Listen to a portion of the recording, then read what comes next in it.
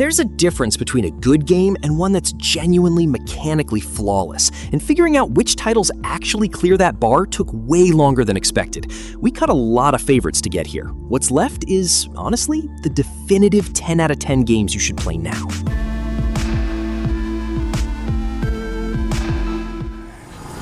Ashley, run! The entire world shall overflow with his grace. There was an enormous shadow to step out from under here, because the original basically redefined third-person action back in 2005, and honestly, the remake mostly nails updating it without losing what made it special. Combat feels weightier now, actual aiming, real stakes to every shot. Parry mechanics added fresh tension to encounters that used to be pure crowd control. Enemy AI got smarter too. Ganados flank now, communicate, adapt, so fights that used to be predictable crowd clearing feel truly tense again. Resource management still sits at the core. Ammo's scarce enough that every encounter demands actual triage. Do you fight? Do you run? Do you save that shotgun shell? The atmosphere threads horror and action together better than most games manage. Tense village encounters give way to legitimately unsettling castle sections without ever feeling tonally disjointed. Side content and merchant requests add real replay incentive too. It's a rare remake that respects the original completely while still feeling like its own thing. Yet devastating. Perceptive, resourceful, and relentless. Honestly, this is the campaign people still bring up years later, because the level design just refuses to repeat itself. Every mission introduces a new mechanic, and then, sometimes brutally, drops it after one level, never overstaying its welcome. The time travel level specifically is very unique in itself, swapping between two versions of the same space in real time to solve puzzles and fight enemies simultaneously. Wall running and double jumping make traversal feel remarkably fluid. It's fast, it's fluid, it's kinetic in a way most shooters just don't attempt. BT, your Titan companion, adds real emotional weight too, which is a strange sentence to write about a giant robot, but here we are, it earns it. Multiplayer's still got a dedicated following. Pilot mobility layered against mech-scale combat creates this unique rhythm you don't find elsewhere. Commercially, it got overshadowed at launch. Mechanically, though, Titanfall 2 is still one of the tightest shooters ever made.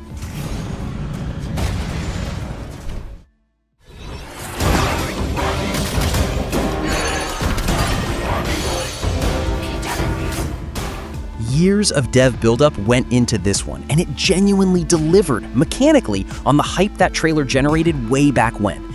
Combat's built around a stance system, light and heavy attacks charging up a transformation meter, and timing that transformation mid-fight against a boss becomes this truly satisfying risk-reward decision. Shapeshifting adds real tactical variety too, turning into a smaller creature to dodge an unblockable attack, or a heavier form for raw damage output, and switching fluidly between them mid-encounter keeps fights from ever feeling repetitive. Boss design leans hard into Chinese mythology, and visually it's stunning, genuinely one of the most striking art directions in years.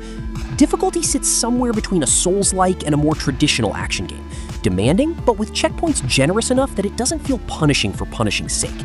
The narrative, loosely built around Journey to the West, gives real cultural weight to the whole thing. A genuinely confident debut from Black Myth Wukong's first-time studio.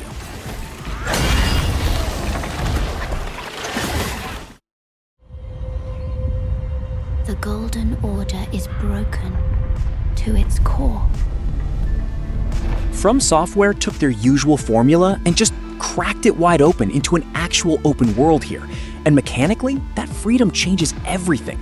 You're not stuck grinding one brutal boss. You can just leave, explore somewhere else, come back stronger later.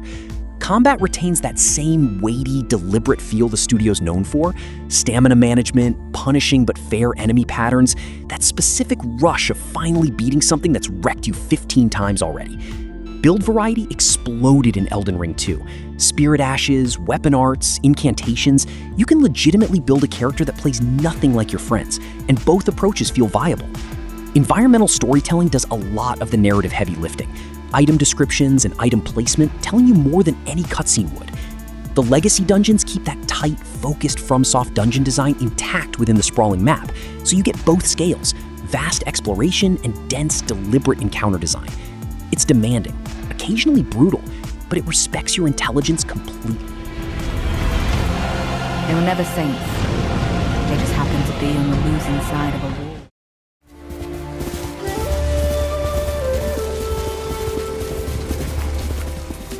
Honestly, the win mechanic's more about feel than function, if we're being real. It's not actually more efficient than a quest marker, it's just prettier. And that trade-off is kind of the whole point. Whether you even use it over a traditional marker says a lot about what kind of player you are. The type who plays with the UI stripped down versus the type who wants every icon on screen. Combat's built around stance switching, each stance countering a specific enemy type, so fights become this constant read and react puzzle rather than mindless hacking. The standoff mechanic, walking slow toward a group before one perfectly timed strike drops an enemy instantly, is one of the most satisfying openers in any action game, genuinely tense every time. Stealth offers a legitimate alternative path too, not just an afterthought. Visual storytelling carries real weight. Golden fields, falling leaves, doing atmospheric work without a single line of dialogue. It's not reinventing the open world formula structurally, but the moment-to-moment combat in Ghost of Tsushima feels singularly distinct.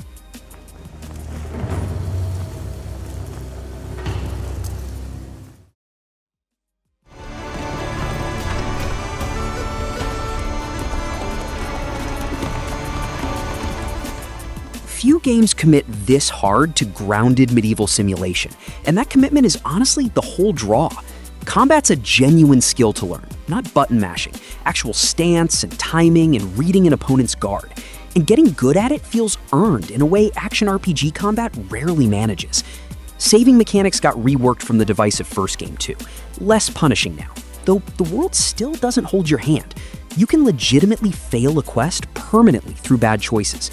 Horse care, armor layering, actual hygiene affecting how NPCs react to you, these details could feel like filler, but they mechanically tie into how the world treats you. The story stays grounded, no chosen one fantasy, just a blacksmith's son navigating a truly messy, morally gray conflict. Dialogue and reputation systems reward patience and observation over just picking the aggressive option every time.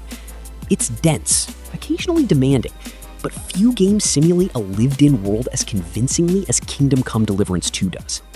And the innkeeper said you might be able to help. Is that so? Who is it? A wandering man at arms. However, this land is brimming with conflict. Racial hatred often erupts into violence, and war between the mighty has Still the benchmark a lot of open-world RPGs get measured against, and mechanically, it's the side quests doing the heavy lifting. Honestly, most side content here has more narrative weight than entire main quests in other games. Combat's a hybrid of swordplay and sign magic, parrying, dodging, layering Igni or Quen mid-fight, and it's got real weight without ever feeling sluggish. Potion and oil preparation before a big monster hunt adds this genuine prep phase tension. You're actually studying a bestiary entry, choosing the right tool for a specific beast. Gwent, the card minigame, somehow became its own obsession for half the player base, which says a lot about how well-crafted even the side systems are here. Geralt's dry, world-weary voice threads through every conversation, keeping the tone grounded even in exceptionally dark territory. Expansions, Hearts of Stone and Blood and Wine especially, arguably outshine parts of the base game. Remarkably consistent top to bottom, this one. and watch the world burn. I know the truth now. The road ahead is long and unforgiving. No place for A franchise built on button-mashing spectacle got quietly turned into something far more deliberate here. And honestly, the single-shot camera is the trick that sells it all. No cuts, no loading breaks, everything flows continuously, which makes combat feel grounded, weighty. Every axe throw and recall a genuine tactical decision, instead of just a flashy move. The Leviathan axe itself is a great weapon design. You're constantly recalling it mid-fight, planning throws around enemy positioning, and it never quite loses that satisfying heft. Atreus adds real mechanical texture too. Commanding his arrows mid-combat turns fights into two-person coordination instead of a solo slugfest. Skill trees reward experimentation, RPG-light progression without overwhelming complexity. The father-son relationship carries sincerely emotional weight throughout, but it never overshadows the combat, which stays tight, physical, satisfying, fight after fight. God of War is a reinvention that actually respects what came before while doing something completely different. Confidently done, all around. He doesn't know, does he? about your true nature. Kill for it, I would happily die for it. I wish things were different. But it weren't. Red Dead Redemption 2 made slow feel like a design choice instead of a flaw. Every animation carries weight. Skinning an animal takes real time. Saddling a horse isn't instant. And that deliberate pacing sells the world in a way faster games just can't manage. The honor system quietly reshapes how NPCs treat you. Help a stranger? Get remembered for it later. Rob a train? Watch reputation ripple outward in ways that actually matter. Horse bonding mechanics add this weirdly emotional layer too. Your horse can die permanently, and losing one you've had for 40 hours legitimately stings. Gunplay's deliberate. Deadeye slows things down without trivializing a fight, and hunting requires actual patience, wind direction, animal behavior, not just point and shoot. The world simulation runs so deep it borders on excessive, honestly. But that excess is exactly what makes Red Dead Redemption 2 feel alive. Dense, unhurried, remarkably realized. Making them easier to control in tense situations. Are you afraid? Rough launch, everyone remembers that. But the years since have turned this into something decidedly different. Mechanically overhauled almost top to bottom. The skill trees got restructured into something that actually rewards specific builds now. Netrunner hacking feels distinct from a pure melee cyber psycho playthrough, distinct from a stealth sniper run, each one changing how you approach the same mission. Night City itself is still the star. Dense, vertical, alive in this way where side content often outshines the main story missions. Vehicle combat and traversal got smoother too, chases feel weighty instead of floaty. Cyberware installation adds genuine risk-reward tension. More augmentation means more power, but also more strain on your humanity, mechanically tied to actual gameplay consequences, not just flavor text. The writing throughout is sharp, sincerely funny in places, bleak in others. It's not the game Cyberpunk 2077 launched as. Honestly, that's kind of the whole story here. I think of freedom. That's all you need. More dangerous than you can possibly conceive. It threatens. A fully realized D&D rule set working as a massive reactive RPG sounded like a pipe dream, and yet mechanically, the sheer permissiveness is the whole appeal. You can talk your way past a fight, shove an enemy off a cliff instead of fighting it properly, or just set the whole battlefield on fire and see what happens. And the game just rolls with it, tracks it, remembers it later.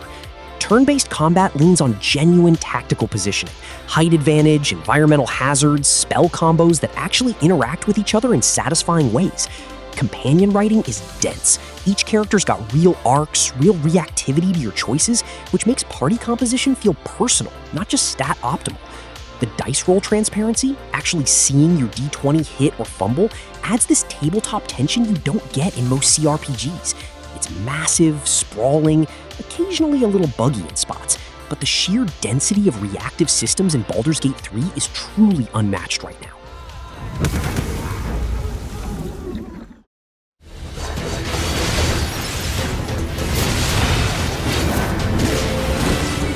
Is this a curse? The combat alone would carry a lesser title. Hack and slash meets bullet hell, switching seamlessly between melee and gunfire, and it genuinely feels great just moving through a fight. But the real trick here is structural. You're not just replaying content for a New Game Plus grind, each playthrough recontextualizes the story from a different character's perspective, and mechanics literally change with it. One route even messes directly with your interface, your save files, in ways I won't spoil.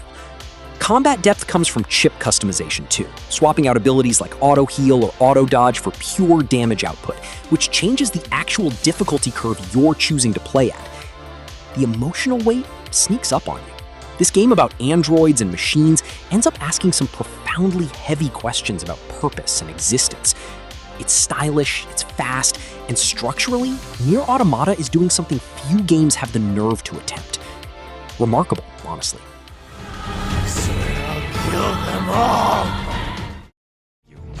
I have powerful friends, Batman.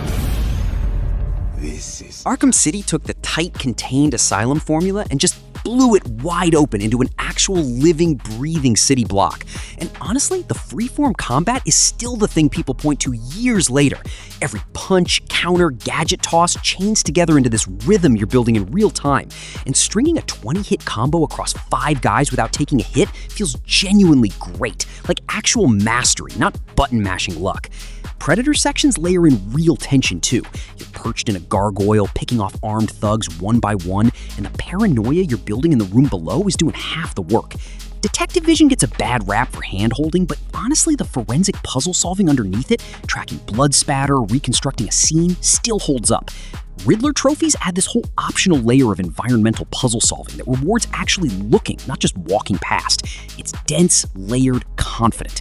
And that Gotham rooftop verticality, gliding, then cape stalling into a dive, still feels genuinely fantastic. Rock solid, this one. Some even think it's rock steady. Are you gonna be a good boy and give up nicely? Hang on, Nathan! Where is the artifact? This game is the one where Naughty Dog basically perfected the cinematic action game formula they'd been building toward for a decade. Traversal's the real star here. The rope and grapple additions genuinely change how you approach a cliff face or a rooftop. It's not just climbing anymore, it's swinging, penduluming across gaps in a way that feels loose and fluid, never mechanical.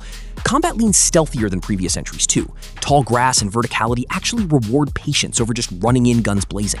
Though when a firefight does break out, it's still weighty, chaotic, genuinely tense.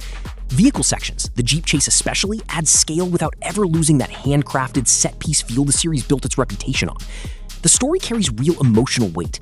Drake's relationship with his brother Sam grounds the globe-trotting treasure hunt in something more personal than past entries managed.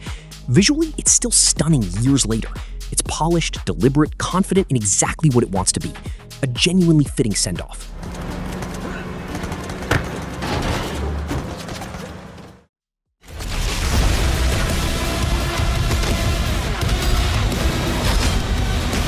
Run and gun got turned into something closer to a full combat puzzle here, honestly. You're not just shooting, you're managing resources constantly. Chainsaw for ammo, flame belch for armor, glory kills for health, and juggling all 3 mid-fight becomes this frantic, almost musical rhythm once it clicks. You're grappling around, double jumping, dashing, never stationary, because standing still just gets you shredded. Weapon mods add real tactical choice. Different demon types basically demand different tools, so you're constantly swapping loadouts on the fly. The platforming sections were divisive at launch. Some people wanted pure combat, but honestly, they add a nice breather between the chaos. Story's got way more lore than people expect. Some players roll their eyes at it, fair enough. But mechanically, the combat loop alone justifies the whole thing. It's fast, it's demanding, it's relentless. Doom Eternal doesn't let up, doesn't want to.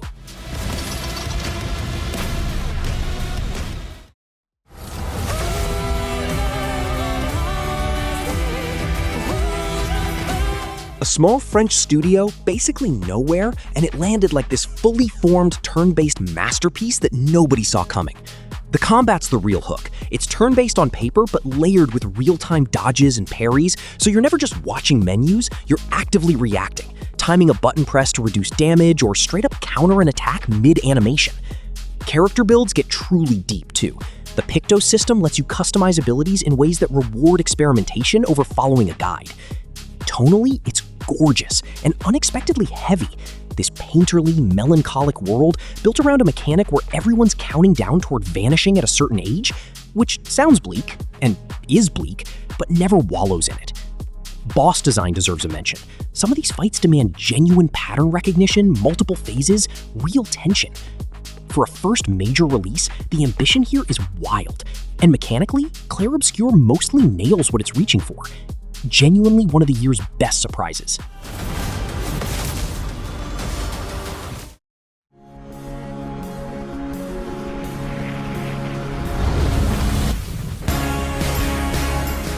This one doesn't explain itself, and that's the whole design philosophy working exactly as intended. You're stuck in a 22-minute time loop. The sun explodes, you wake up back at the start, and instead of punishing you, the game just lets knowledge persist in your own head, not in a skill tree. Every discovery, every weird planetary mechanic, a moon literally crumbling apart, sand pouring between 2 worlds. becomes this permanent mental map you're building loop after loop. There's no combat, no real gameplay in the traditional sense. It's purely curiosity-driven exploration. And the ship controls are janky on purpose, physics-based, a little clumsy, which somehow makes the universe feel more real, not less. Piecing together the central mystery through fragments of alien text scattered across multiple planets is one of the most satisfying puzzle structures ever built.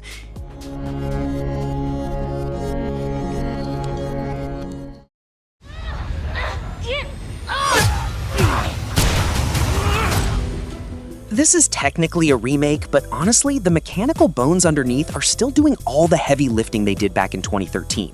Combat's brutal and improvised, you're crafting shivs mid-encounter, throwing bottles to bait a clicker away from a doorway, and every fight feels like scarcity management more than power fantasy.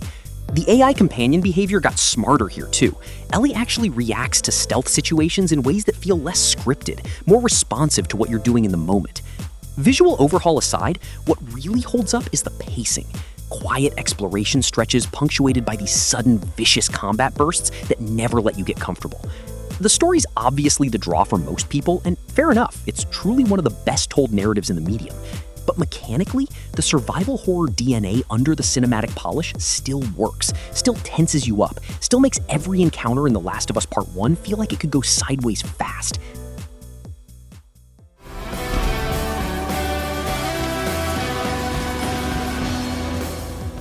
This one had a rough road getting greenlit, honestly. Years of rumors and false starts before Bloober actually landed the project, and the result mostly justifies the wait.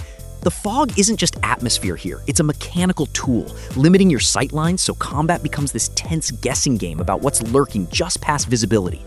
Over-the-shoulder camera modernizes the feel without losing that suffocating claustrophobia the original nailed, and enemy animations got legitimately unsettling. Pyramid Head's presence alone recalibrates how you approach an entire section. Puzzle design stayed faithful too. You're actually thinking, cross-referencing notes, not just following a glowing prompt. Combat's intentionally clunky, weighty, a little desperate feeling, because this was never meant to be an action game. The psychological horror lands through implication more than jump scares, environments reflecting James's guilt in ways that reward paying attention. It's not a total reinvention, it didn't need to be. Faithful, tense, and genuinely uncomfortable in all the right places.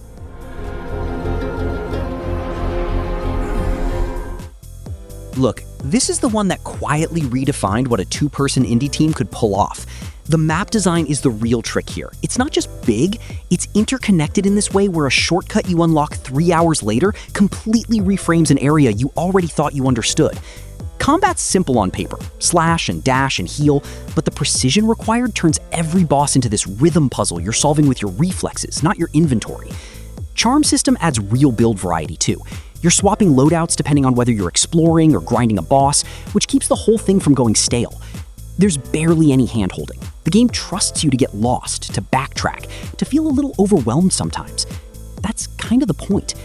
The atmosphere, moody, melancholic, gorgeous hand-drawn art does a ton of storytelling without a single line of dialogue explaining itself. It's dense, it's demanding, and every hour spent in Hollow Knight feels earned, not handed over. That's all the time I have for this video. 20 games, 0 filler. Is there a game that should be on the list? Drop it in the comments. Hit subscribe and like if you want more of these, and I'll catch you in the next one.